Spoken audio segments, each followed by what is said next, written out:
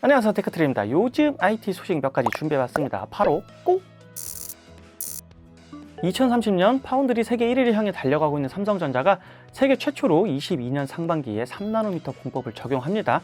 이번 3나노 공법은 기존 핀팻 공정이 아닌 게이트 올 어라운드 GAA 공법이 적용되고, 기존 공법 대비 성능은 30% 향상되고 전력 소모는 50%가 적어지면서 면적은 35% 정도가 축소된다고 합니다. 반면 TSMC는 기존에 알려진 것과 달리 조금 지연이 되면서 3나노까지는 핀팻을 사용하고 아마도 2나노부터 GAA 공법이 적용될 것으로 예상됩니다. 그래서 아이폰 14의 A16 바이오닉이 3나노 공정이 아닌 4나노로 제조될 것으로 예상됩니다.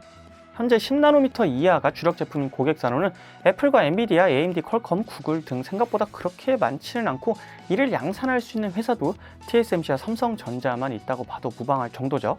그리고 현재 TSMC와 애플은 상당한 동맹 관계를 유지하고 있고, 삼성은 얼마 전 엑시노스 개발에 AMD GPU를 사용했고, 이번에 퀄컴의 차세대 AP가 전량 삼성전자에 위탁 생산이 됐습니다. 파운드리 시장에서 현재의 5나노미터까지는 TSMC가 삼성전자에 앞서 있었는데, 이번에 3나노 공정을 삼성전자가 먼저 한다면 드디어 3나노에서는 삼성전자가 TSMC의 공정을 추월하게 되는데요. 하지만 실제로 이 게이트 올어라운드 공법이 핀팻보다 난이도가 높은 작업이기 때문에 실제 양산에서 어떻게 이어질지는 걱정이 되는 부분이 좀 있다고 합니다.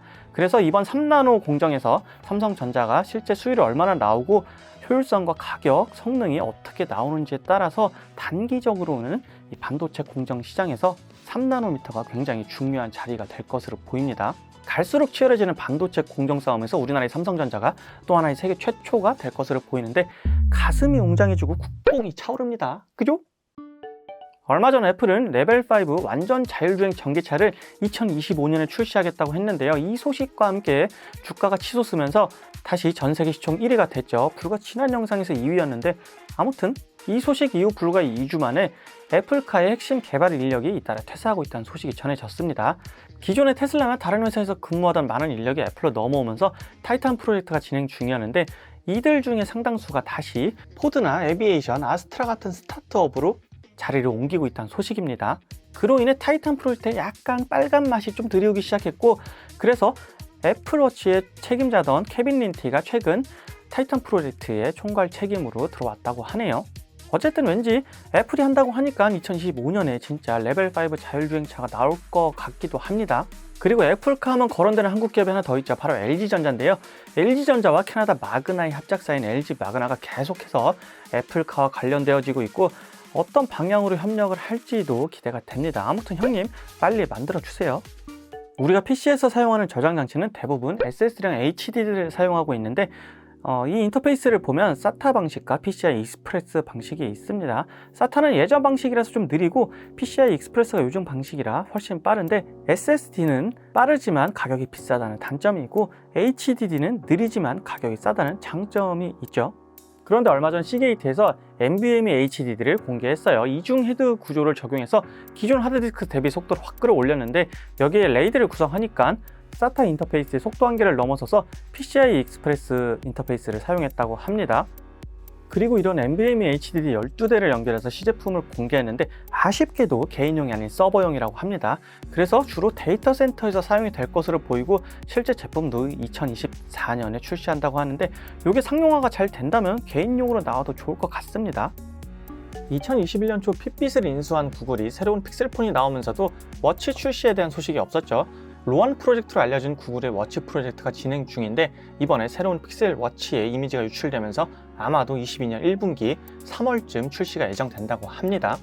유출된 픽셀 워치의 전체적인 디자인을 보면 케이스 부분은 갤럭시 워치를 닮은 원형 모양이고, 대신 케이스와 스트랩을 연결해주는 러그가 없어서 이 부분은 오히려 애플워치를 닮았습니다. 디자인은 갤럭시 워치와 애플워치를 짬뽕해 놓은 모습이지만, 메이저 브랜드에서는 이 둘을 제외하고는 이렇다 할 워치가 없는 시장에서 이런 디자인으로 나오는 것도 나쁘지는 않아 보입니다.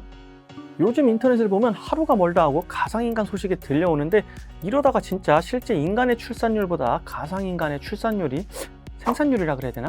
이게 더 높아지는 날이 올 수도 있는데, 약간 소름 돋는 얘기인데?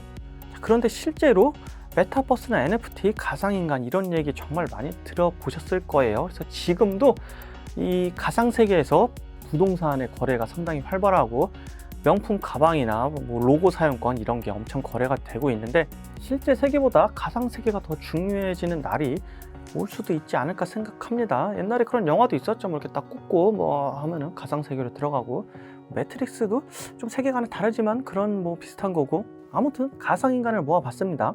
먼저 가장 많이 알려진 한국의 로지, 인기가 상당하고 돈도 많이 벌고 있습니다.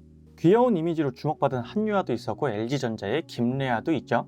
얼굴 천재, 그를 똑 닮은 우주, 그의 동생 은하, 이번에 수능을 본 컨셉이죠. 이렇게 한국에도 많은 가상인간들이 나오고 있고, 브라질의 르드 마갈루, 이렇게 읽는 거 맞나? 아무튼 가상 인플루언서 중에 전 세계 1위라고 하네요. 그리고 역시 많이 알려진 릴 미켈락, 인스타 팔로워가 300만이 넘습니다. 일본에는 얼마 전부터 이케아 모델로 활동하는 이마가 있는데 이마는 보여주지 않네요. 우리에게 아이린이 있다면 태국에는 가상인간 아이린이 있고, 중국에는 노래하다 알려진 화즈빙이 있죠. 그리고 이 외에도 여러 가상인간들이 활동하고 있습니다. 여기에 재밌는 건 버추얼 유튜버, 버튜버라고 하죠. 이미 수많은 이 버튜버 채널들이 있지만 웃긴 건 유튜브 슈퍼챗 후원 상위 10위권에서 8개가 이 가상 인플루언서라고 합니다. 물론 실제 사람이 운영하고 있겠지만 그만큼 이 가상 캐릭터에 대한 사람들의 인기를 알 수 있는 대목이죠. 이러다가 진짜 영향력 있는 연예인이나 유튜버들 말고는 모두 없어질 것 같은데, 나 구독자 10만 가야 되는데. 12월입니다. 연말에다가 크리스마스가 다가오고 있는데 이런 거 상관없는 분들을 위해서 굵직한 영화 3개 소개하고 마무리할게요. 자, 우선 추억의 귀신 잡는 영화 고스트버스터즈가 12월 1일 개봉을 했고, 15일 마블의 신작이죠. 스파이더맨 노웨이 홈이 개봉을 하면서 멀티버스의 재미를 더해줄 것으로 보입니다. 22일 킹스맨의 프리퀄이죠. 퍼스트 에이전트가 개봉을 하고, 비슷한 시기에 갓 매트릭스 레저렉션이 개봉을 합니다. 야, 근데 이 정도면 네오가 아니고 조닉 아니냐? 아무튼 오늘은 여기까지입니다. 따뜻한 연말 보내시고 같이 영화 보러 가실 분 손 빠이!